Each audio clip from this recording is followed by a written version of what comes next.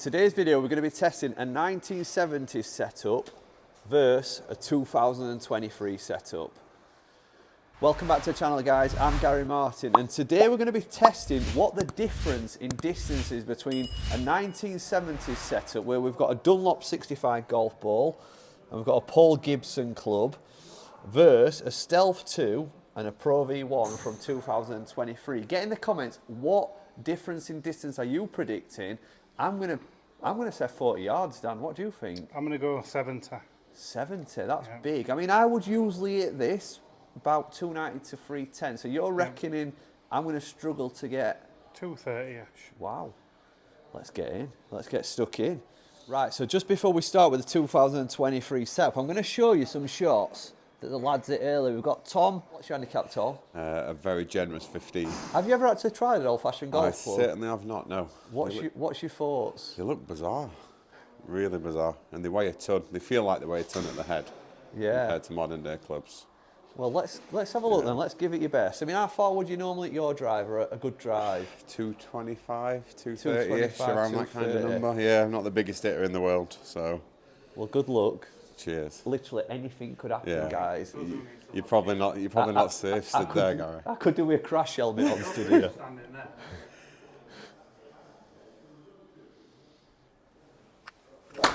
Fuck. It's got it right. That is literally. Was that the Dunlop 65? I think so. You've just lost me Dunlop 65. No. It's all right. Yeah. Oh, here we go. He's got it. Right, have another go. God, and I think this just shows you how much golfers is helping people. Well, how much innovation of golf clubs is actually helping people get into golf. I think it's definitely the club technology, because it's like swinging a. Yeah. Well, you imagine starting golf with that today? Nah, you just wouldn't. You'd go and play football. You would, yeah. You'd be put off straight away, wouldn't you? Yeah, no, not the greatest, but that were impossible. You just can't. It's just like swinging an axe. It's really bizarre. Do you want to hit one with your own driver? Not particularly, but I'll get him.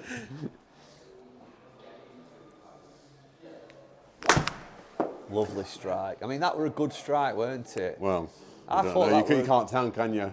I thought that sounded perfect. 131 yards. That's tough, really tough. So Dan, just before we start this test, I want you to hit a couple of balls. You fancy yourself as a big hitter. Dan hits it. I've seen him hit it 320. Yeah, you know, miles you can really get it out do. there.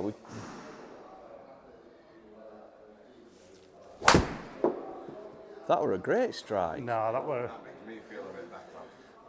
I'll tell you what, the old club and the old ball do nothing. Let's get started with this test.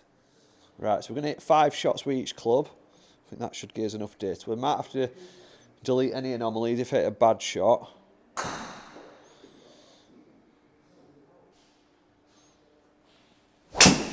That were a lovely strike, that one. That gets us off to a good start. Nice opener.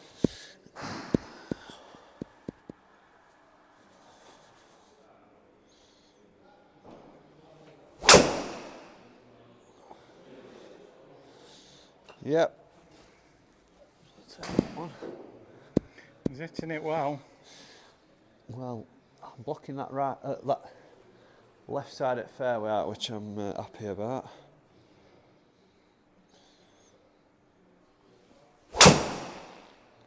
Oh, spoke too soon. Did jinx it there. I mean, it's not too far. It's hanging on. I mean, that's the bad shot, but it's. You see how it just stopped it from hooking. I mean, it looks worse because it's only 20 yards left. Yeah, it's not one I'd delete because I mean it's a genuine. Oh, it's in play. Shot. It's still within, you know, reasonable. I think we say under 30, don't we? 30's like fairway. 2 more.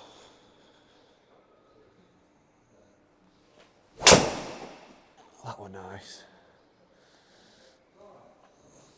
That were a good strike. You can really tell when you get this one at middle. I mean, it's that typical distance that I'd expect to be hitting it, sort of 290 to 310.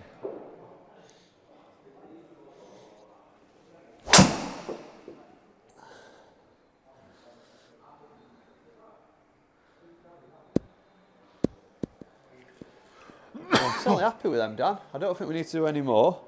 We've got 5. Now this is going to be the interesting one. I don't even know what tee to use, you know. I think you have to tee it low. Do you know what? I'm going to get a fresh one out. Should I get another one out of the packet?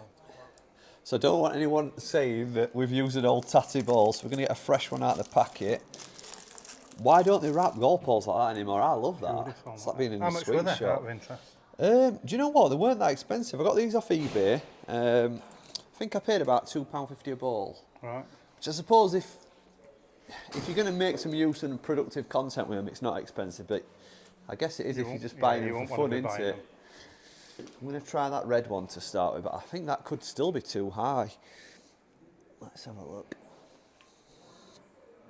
Oh no, that's perfect. So I've got that ball about a quarter of a ball above the top. Steel shaft, persimmon head. This is made for you. They don't make grips like that anymore though. That is a lovely, lovely classic stitch grip. I'd definitely have something like that if they still made them.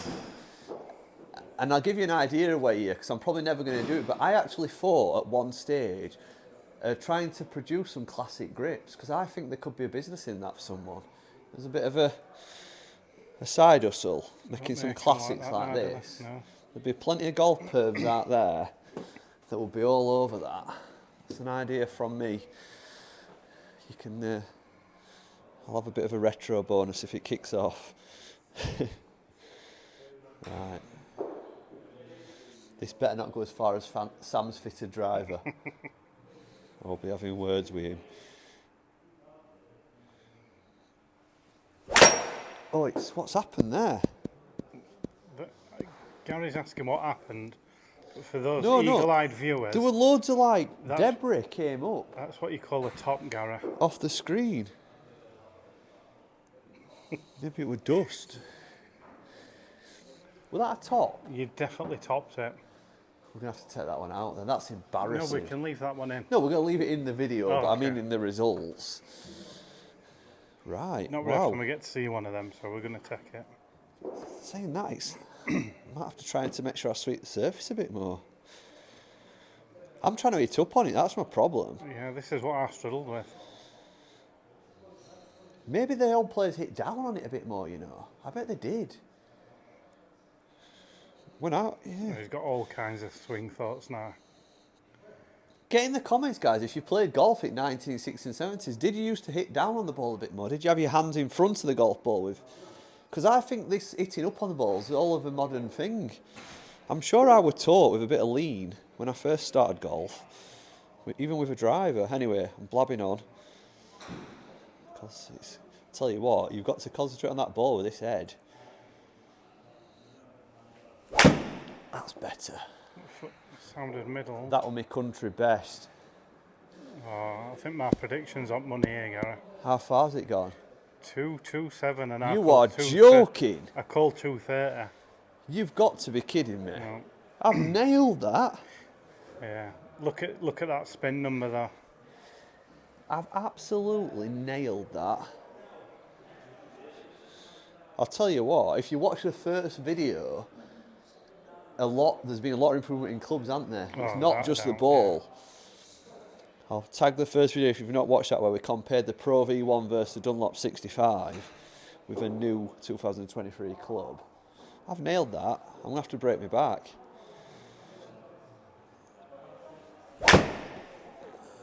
To be fair, that's how they used to swing, didn't they? Yeah, yeah. They used to really, really hit it hard. I'm going to struggle to get 250, Dan. But I won't go after it too much, because I don't think the point is to try and... You just want to put your normal swing on it, don't you? True, yeah, you're right.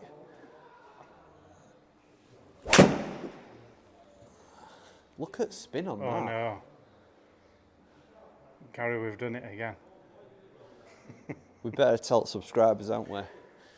We don't know what it is with this combination, a ball and club, but it's almost like a cheat code where when it launches really low, it just comes up with an absolute anomaly. It's not picking it up and it's going 370. Well, we'll have to take that now. It's gone 443 yards. So the good news is your club speed's 108, which is bang on what you swing with yours. Yeah.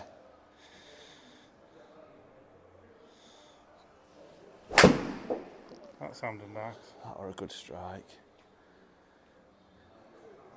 Yeah, the club is just, there's nothing there, is there? Club speed, pretty normal.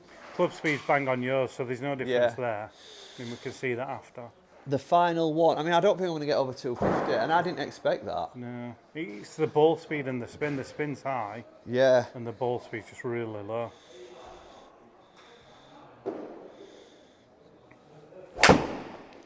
That's the best you're going to get today.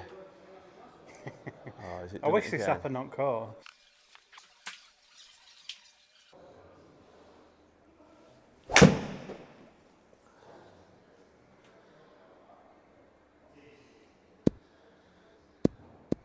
Yeah, I think you're averaging about 230, aren't you? That's insane, Dan. I mean, this, in its day, it's a Paul Gibson. It were actually constructed and built for a Prince Abdul Hakim. It was top dollar. That was the club in its prime. Let's have a look at these numbers. We did expect some difference in numbers, but ball speed, I mean, we've got like nearly 20 miles per hour difference, haven't we? Yeah.